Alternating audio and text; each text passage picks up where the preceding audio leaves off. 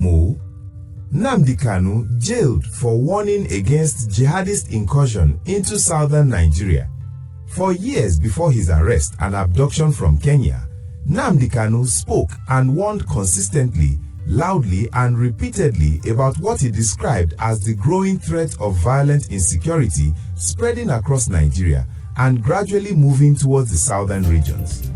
Through broadcasts, speeches and political activism, he warned that communities must begin to take security concerns seriously, demand institutional protection, and push for political restructuring that would allow regions greater control over their safety and governance. Those warnings did not emerge in a vacuum. What is happening today in Nigeria, he saw it many years before now. They came years before Nigeria started witnessing the expansion of kidnappings, armed attacks, rural displacement, and increasing fear in areas that had once felt relatively stable. While many leaders issued cautious statements, Kanu chose a different approach: direct, confrontational, and urgent. He framed insecurity not as a temporary problem but as a long-term national crisis that required structural political solutions rather than short-term reactions. When he was eventually arrested and detained, the event did not silence the message he had been repeating for years. Instead, it amplified it. His detention transformed his warnings into a symbol, and the conversations he sparked began to spread even more widely across communities, diaspora networks, and international political discussions. The voice that refused to be quiet. Nnamdi Kanu did not become widely known simply because he advocated self-determination. He became known because he spoke with a level of urgency that many people felt reflected their own private fears. While many citizens discussed insecurity quietly in their homes, Kanu spoke about it openly, insisting that ignoring emerging threats would only allow them to grow stronger.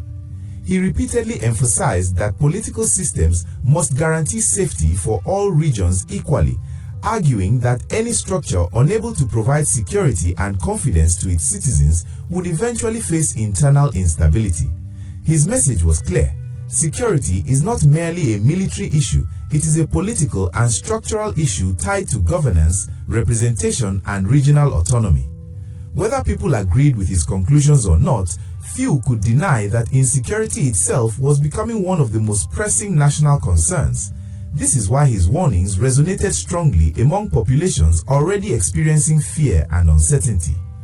When he was eventually arrested and detained, the event did not silence the message he had been repeating for years. Instead, it amplified it.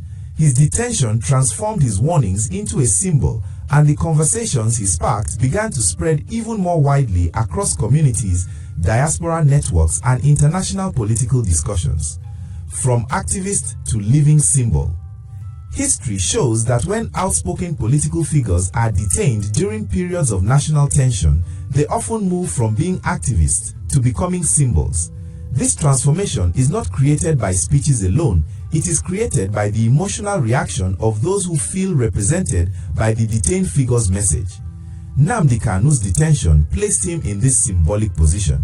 To many people, he came to represent not only the call for Biafran self-determination, but also the broader demand that security concerns, regional grievances, and historical tensions must be addressed openly rather than dismissed or suppressed. His name began to symbolize a larger conversation about the future of governance, identity, and safety within Nigeria. Symbols carry power because they simplify complex struggles into human form. Instead of debating dozens of policy failures or structural concerns individually, people rally around the figure who appears to embody those concerns. This dynamic explains why, even while detained, Kanu's name continues to circulate widely in political discussions both inside and outside Nigeria. The warning that continues to echo. The central point that Kanu emphasized repeatedly remains part of national debate today. A country cannot achieve long-term stability if large segments of its population feel unsafe or politically marginalized. Security operations alone cannot resolve these concerns. They must be accompanied by governance reforms that ensure citizens feel equally protected and represented.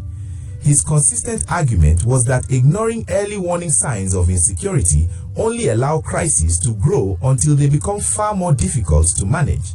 Whether one agrees with his political goals or not, the principle behind that warning is one that many nations around the world have learned through experience.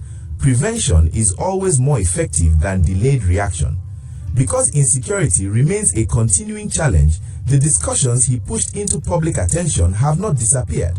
Instead, they remain central to ongoing national conversations about restructuring, regional policing frameworks, economic inclusion, and institutional trust. The human dimension of detention.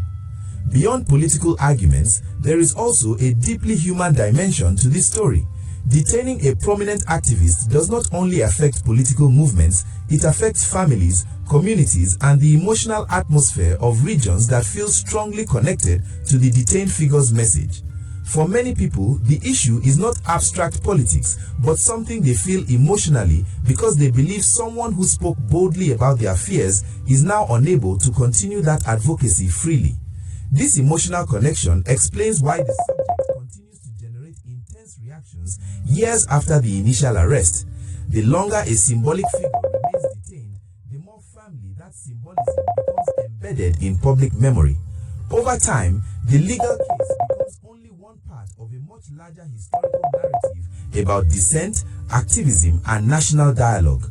A turning point in national conversation.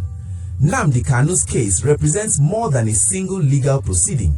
It marks a turning point in how conversations about security, regional autonomy, and political expression are conducted. His warnings forced many Nigerians to confront difficult questions.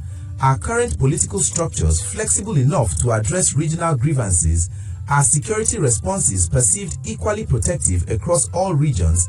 And how can a diverse nation maintain unity while allowing citizens to express strong demands for reform?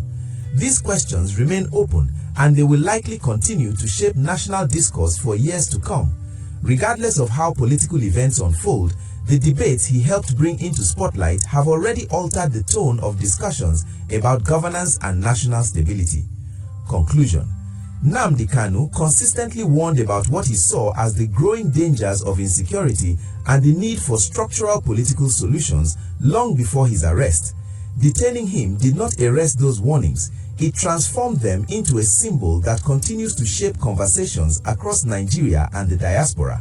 His name now represents not only a political movement, but also the broader insistence that security fears, regional concerns, and demands for reform must be addressed directly rather than postponed.